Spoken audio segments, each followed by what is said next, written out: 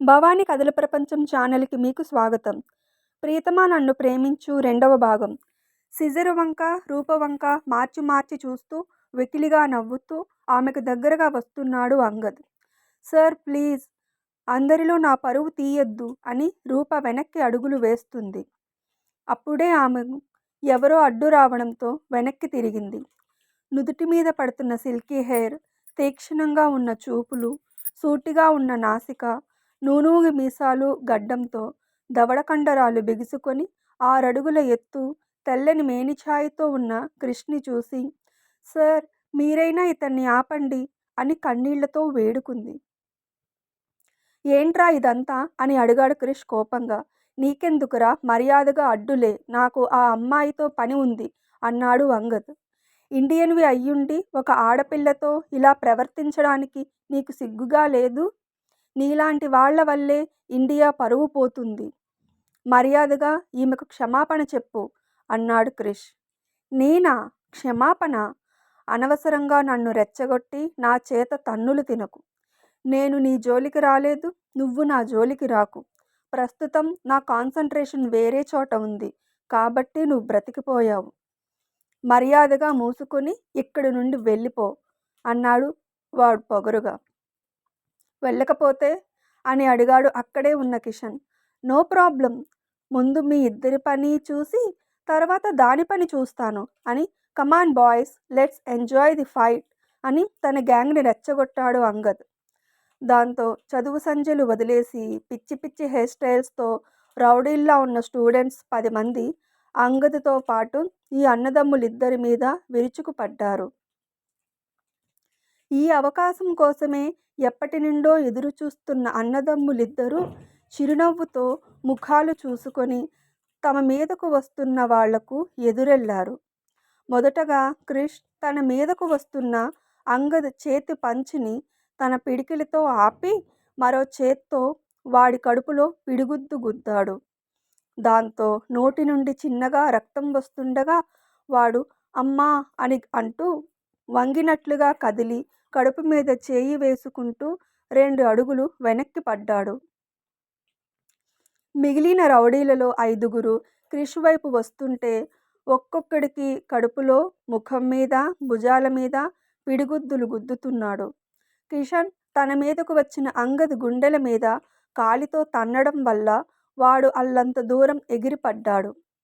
మిగిలిన వాళ్ళు అది చూసి పక్కనే ఉన్న హాకీ స్టిక్స్ చేతపుచ్చుకొని వీళ్ల మీదకు వచ్చారు. క్రిష్ తన మీదకు వచ్చిన వాడి దెబ్బ నుండి తప్పించుకుంటున్నట్లుగా వంగొని వాడి చేతిలో కర్ర లాక్కొని దానితోనే మిగిలిన వాళ్ళ దెబ్బలను ఆపుతూ అందరినీ కొడుతున్నాడు. కిషన్ అంగద్ విసిరిన స్టిక్ నుండి తప్పించుకొని ఎగిరి వాడి గుండెల మీద గుద్దాడు. దాంతో వాడు 4 అడుగులు వెనక్కి పడ్డాడు. ఇలా తమ మీదకు వచ్చే పంచులను అడ్డుకుంటూ దొరికిన వాళ్లను దొరికినట్లుగా అందరినీ చితక్కొట్టేశారు, ముఖ్యంగా అంగద్ని. అంగద్ చేయి వెనక్కి మెలిపెట్టి కాలి మీద కర్రతో కొట్టి గాయాల పాలు చేసి, ఏంట్రా అన్నావు? ఆ అమ్మాయి రూపం ఎలా ఉందో నీకు తెలియాలా? ఇప్పుడు నీ అంగాంగాలు ఎలా ఉన్నాయో అందరికీ నేను చూపిస్తాను అని వాడి షర్ట్ని చించేశాడు క్రిష్. దాంతో క్యాంపస్లో ఉన్న అందరూ స్టూడెంట్స్ ఒంటికి గాయాలే షర్ట్లెస్గా ఉన్న అంగద్ని చూసి నవ్వుకున్నారు. వీడు అందరితో ఇలాగే ప్రవర్తిస్తాడు, వీడికి ఇలాగే అవ్వాలి అని కొందరు, వీడికి బాగా అయ్యింది అని కొందరు గుసగుసలు ఆడుకుంటుండటంతో అంగద్ అన్నదమ్ములు ఇద్దరి వంక కోపంగా చూసి అవమాన భారంతో నుదురు, నోటి నుండి రక్తం కారుతుండగా కాలు కుంటుతూ అక్కడి నుండి వెళ్ళిపోయాడు. చాలా థ్యాంక్స్ అండి, సమయానికి వచ్చి నాకు హెల్ప్ చేశారు అంది రూప. మీకు ఇక ఏ భయం లేదు, హాయిగా చదువుకోండి, ఎప్పుడు ఏ ప్రాబ్లం వచ్చినా మాకు చెప్పండి అన్నాడు క్రిష్. అలాగే అనేసి తన క్లాస్ వైపు వెళ్ళిపోయింది ఆ అమ్మాయి.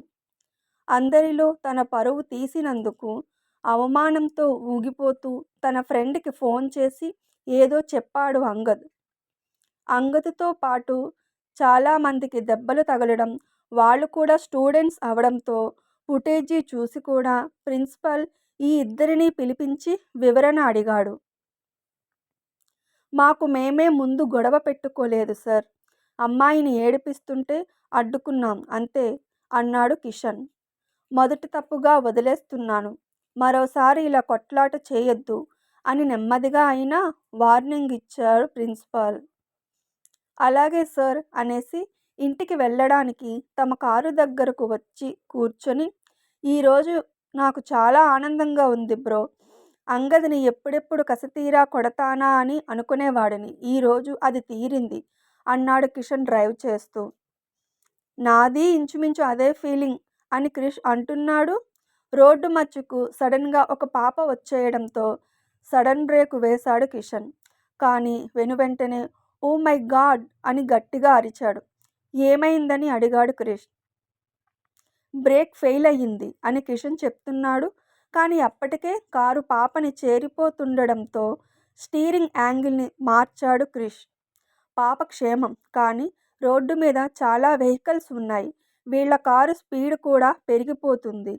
దాంతో ఎవరి వెహికల్ని గుద్దేయకుండా దాదాపుగా మెయింటైన్ చేస్తూ ట్రాఫిక్ లేని బ్రిడ్జ్ వేలోకి వచ్చి చాలా దూరం డ్రైవ్ చేస్తున్నాడు కిషన్.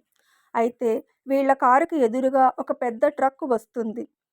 యాంగిల్ మార్చడానికి స్పేస్ లేదు. కారు ఆగదు కాబట్టి ఆ స్పీడ్తో వెళ్ళి ఆ ట్రక్కుని గుద్దుకోవడం తప్ప మరో ఆప్షన్ లేదు వీళ్ళకి. మరొక క్షణం ఆలోచించకుండా కారు యాంగిల్ మార్చడానికి స్టీరింగ్ తిప్పాడు కిషన్. అంతే, ఆ కారు ఉన్న స్పీడ్కి, యాంగిల్ మార్చిన ఫోర్స్కి కారు అమాంతం జంప్ చేసినట్లుగా గాల్లోకి పైకి లేచి బ్రిడ్జ్ మీద ఉన్న ప్రవాహంలో పడింది. 15 నిమిషాల తర్వాత ఇద్దరూ ఈదుకుంటూ ఒడ్డుకు చేరి ఆర్ యూ ఓకే అని పరామర్శించుకొని గాయాలేమైనా అయ్యాయేమోనని ఒకరినొకరు చూసుకున్నారు. థ్యాంక్ గాడ్ నీకేం కాలేదు అని కిషన్ గురించి తాపత్రయపడి ఇడియట్ ఎంతకు తెగించాడు ఆ అంగద్ అని కోపంగా అన్నాడు క్రిష్. అవును బ్రో, ఇది వాడి పనే.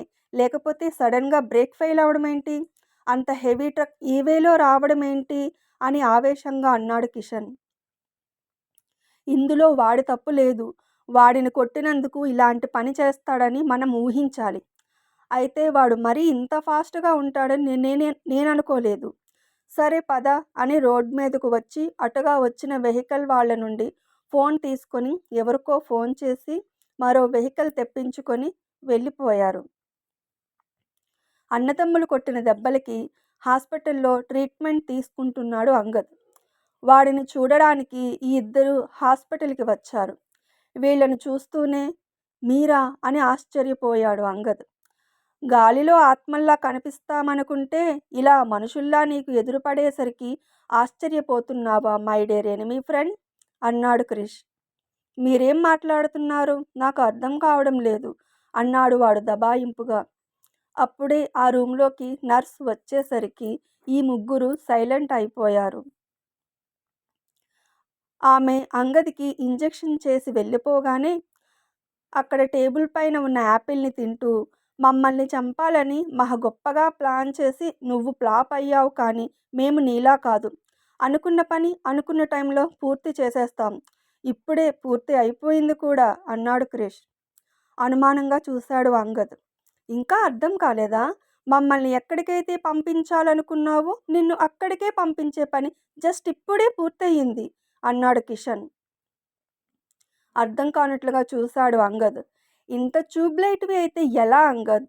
ఇప్పుడే నీకు నర్స్ ఇంజెక్ట్ చేసింది కదా, అది నువ్వు త్వరగా కోలుకోవడానికి అని అనుకుంటున్నావేమో, కాదు త్వరగా పైకి పోవడానికి అన్నాడు క్రిష్. ఆ మాట వినగానే ఒళ్ళంతా చెమటలు పట్టేస్తూ కంగారు పడిపోతూ యూ ఇడియట్స్, మిమ్మల్ని వదలను, మిమ్మల్ని చంపేస్తాను అని పిచ్చిగా అంటూ చేతికున్న సెలైన్ని తీసేసి చేతికి అందిన వస్తువుల్ని వీళ్ల మీదకు విసిరేస్తూ డాక్టర్ ప్లీజ్ హెల్ప్ మీ అని గగ్గోలు పెడుతున్నాడు. గురి లేకుండా వాడు విసురుతున్న వాటి నుండి తప్పించుకుంటూ నువ్వు ప్రాణాలతో ఉంటే కదరా మమ్మల్ని పట్టుకోవడానికి, అదిగో అప్పుడే మెడిసిన్ పనిచేస్తుంది అన్నాడు కిషన్. ఈ గోలకి డాక్టర్ లోపలికి వచ్చాడు. Doctor please save my life, వీళ్ళు నన్ను చంపడానికి ప్రయత్నించారు, ఇప్పుడు ఈ పాయిజన్ ఇంజెక్ట్ చేశారు అని కంగారుగా చెప్పాడు. ఓకే ప్లీజ్ కామ్ డౌన్ అని నోరు తెరవమని కళ్ళను చెక్ చేసి గొంతు దగ్గర పరీక్షించి నాడి పట్టి చూసి నథింగ్ టు వర్రీ, నీకు ఏ సమస్య లేదు, నాకు తెలిసి నీ స్నేహితులు సరదాగా చెప్పి ఉంటారు అనేసి వెళ్ళిపోయాడు డాక్టర్. అయోమయంగా వీళ్ల వైపు చూశాడు అంగద్. వీడి వైపే చూస్తూ ముసిముసిగా నవ్వుకొని, ఏరా, చావంటే అంత భయమా? ప్రాణం మీద అంత మమకారమా? మరి ఎదుటివారి ప్రాణాలు తీయాలనుకునేటప్పుడు ఇవన్నీ గుర్తుకు రావా? ఇకపై గుర్తొస్తాయి. మేము తలుచుకుంటే అనుకున్నది నిజం కావడానికి ఎంత టైం పడుతుంది అని అడిగి, అందుకే ఇప్పటికైనా బుద్ధి తెచ్చుకొని పగా ప్రతీకారం అని బెదవేషాలు వేయకుండా నీ భవిష్యత్తు కోసం మాత్రమే ఆలోచించు. అలా కాదని తోక జాడించావనుకో, చెప్పిన అబద్ధాన్ని నిజం చేయాల్సి ఉంటుంది. గెట్ వెల్ సూన్ అనేసి ఆ ఇద్దరూ వెళ్ళిపోయారు. ఆలోచిస్తాను. నా భవిష్యత్తు కోసం కాదు, మిమ్మల్ని అంతం చేయడం కోసమే ఆలోచిస్తాను అని ఆవేశంగా అనుకున్నాడు అంగద్. నాకెందుకో వాడు మారతాడని అనిపించట్లేదు అన్నాడు Krish. You are right bro, ఈసారి వాడు మన జోలికి వస్తే ఏం చేస్తానో నాకే తెలియదు అన్నాడు కిషన్. నో కిషన్, మనం ఇక్కడికి వచ్చింది చదువుకోవడానికి, వాడితో తగాదాలు పెంచుకోవడానికి కాదు. వాడు ఎన్ని చెత్త పనులు చేసినా మనం చూసి చూడనట్లు వదిలేయాలి అన్నాడు క్రిష్. అనుకున్నట్లుగానే తర్వాత అంగద్ ఎన్ని చెత్త ప్లానులు వేసినా వాటిని అడ్డుకుంటూ వీళ్ళు ముందుకు వెళ్ళి చదువును కంప్లీట్ చేసుకొని ఇండియాకి తిరిగి వచ్చేశారు. తండ్రి, బాబాయ్, పెద్దన్నయ్యలాగా కిషన్ బిజినెస్ వైపే వెళ్ళాడు. క్రిష్ది మాత్రం సపరేటు దారి ఇంకా ఉంది. క్రిష్ది సపరేటు దారి అంటే అతను ఏ రంగాన్ని ఎంచుకున్నాడు? అంగద్ వీళ్లను ఏ రకంగా ఇరిటేట్ చేస్తాడు? వీళ్ళ జీవితాల్లోకి వచ్చే అమ్మాయిలు ఎలా ఉంటారు? ఈ విషయాలు తెలియాలి అంటే నెక్స్ట్ పార్ట్ వినాల్సిందే. సరే, స్టోరీ విన్నారు కదా, ఎలా ఉందో కామెంట్ చేయండి. అప్డేట్ని లైక్ చేయండి. మొదటిసారి నా ఛానల్ని చూసిన వారు సబ్స్క్రైబ్ చేసుకోండి బాబా. అప్పుడైతేనే నా నుండి వచ్చే అప్డేట్స్ నోటిఫికేషన్ మీకు వెంటనే వస్తాయి. సరే, 3వ భాగంతో మళ్ళీ మీ ముందుకు వస్తాను. బాయ్.